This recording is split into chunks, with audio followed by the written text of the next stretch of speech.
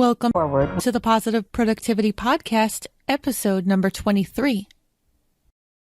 Welcome to Positive Productivity Podcast, where we empower our audience to achieve and appreciate personal and professional success, especially in the face of adversity.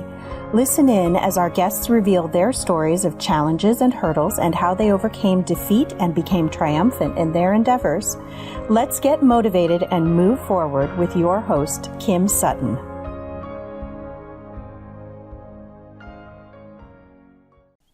In the late 1990s and early 2000s, I was in the process of pursuing my Bachelor of Interior Architecture degree at the School of the Art Institute of Chicago. I had huge dreams of becoming a big-name interior designer at one of the top 40 interior design firms in New York City when I graduated, and that I would travel the world working on grand projects for hotels and restaurants and luxury stores. After I graduated, I was an interior designer for about 10 years in big firms in New York City, Connecticut, and in Ohio, where I live now. However, it wasn't until just recently that I realized the knowledge I learned in college, and I have to give a shout out to May Hawfield, John Kurtich, Garrett Eakin, Deirdre Jordan, and Peter Exley. It wasn't until just recently that I realized that there are lessons from my education that I still carry through to my career today. As a mom of 5, I want you to know that these lessons are not how to properly decorate my home. If you ever stop by my home, you're going to see crayon on the wall, dings in the wood, Sharpie on my desk. And to be quite honest, this is the way I like it. This shows my personal life. This shows the personality of my family, and it's just perfect for us. But the biggest lesson that I learned and that I'm still trying to carry through today is quality over quantity. Going through those 4 years of extremely hard work, the way that this often would come up is because there would be some of my classmates, and I'm not putting myself into one side or the other, but there would be some classmates who would work to push out as much as they could. And there would be others who would be more focused on quality, even if it meant that not everything was completed.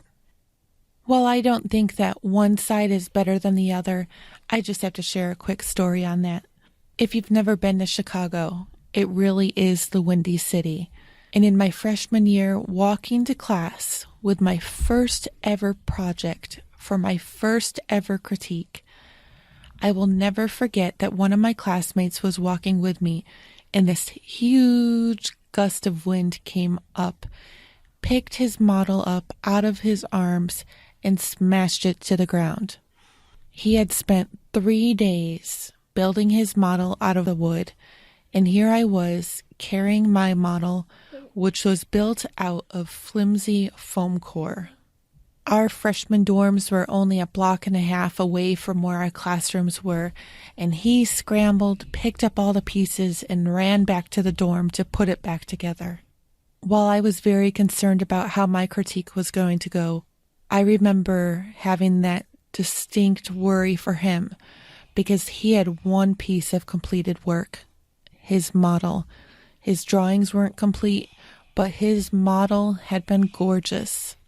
And if he couldn't get that model put back together by the time he was supposed to present, then he was going to have nothing. Just so you know how it worked out for him, he did get his model put together, and the professors were overwhelmed by the labor that had gone into it. Now I'm going to fast forward you 20 years. To me, as a small business owner, I've realized that quality versus quantity is so much more important now than it ever was in college. When we look at all the moving parts in our businesses, there's so many different ways that quality versus quantity comes into play. We can look at our newsletter subscribers, our social media followers, the tools we use, our team members, our clients and customers, our relationships, and even our podcast episodes or our blog articles. Are you looking constantly to get more, no matter what the quality is? Or are you looking at the quality of each new asset you bring into your business? A lot of people can get especially caught up in the number of social media followers they have and newsletter subscribers they have.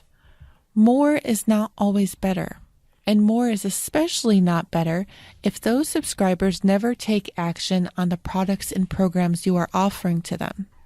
In the end, we want to build quality relationships with as many people as possible. And if this means only building quality relationships with the 5 to 10 people who will surely purchase our products, then that's what we need to do. This is also applicable in our personal lives. Take a look at your personal relationships. Take a look at the friends on your Facebook account and in your cell phone. I'm sure there are some friends who you call consistently and would consider of higher quality than all the others who you may correspond with on a less frequent basis. Who are the friends that you would do anything for, that you would make sure they are always taken care of, and that you would wake up and run out of your house in the middle of the night wearing only your pajamas to make sure that they're okay? Chances are those people would do the same for you. So it's important to make sure that those relationships are maintained. In 2015, I was swept into a cycle of quantity over quality.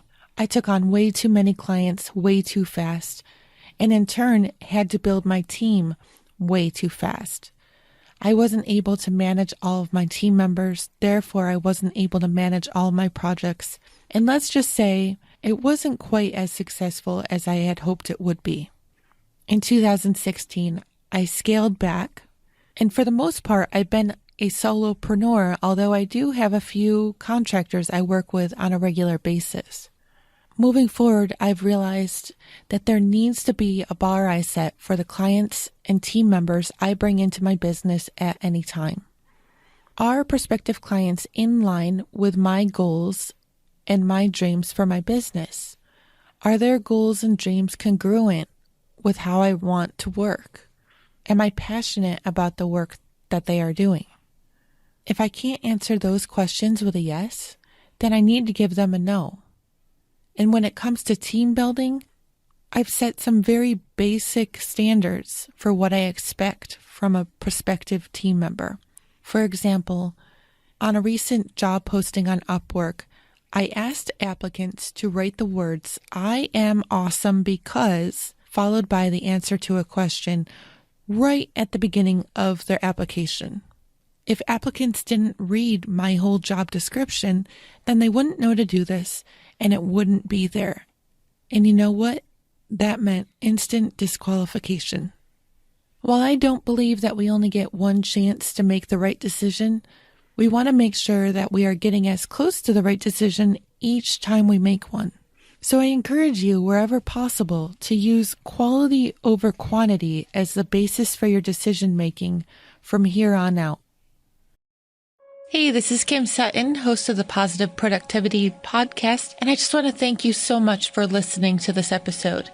If you enjoyed what you heard and you want to share with others, please feel free to do so. I'd also appreciate your comments, your reviews, your ratings, and you can do that on iTunes or Stitcher, or even by clicking through to my website at thekimsutton.com and just leave a comment down below the podcast. I also want to invite you to send me questions at any time that I can address on one of the future episodes. To send me a question to address on a future episode, just visit my website at thekimsutton.com and click on the contact tab at the top.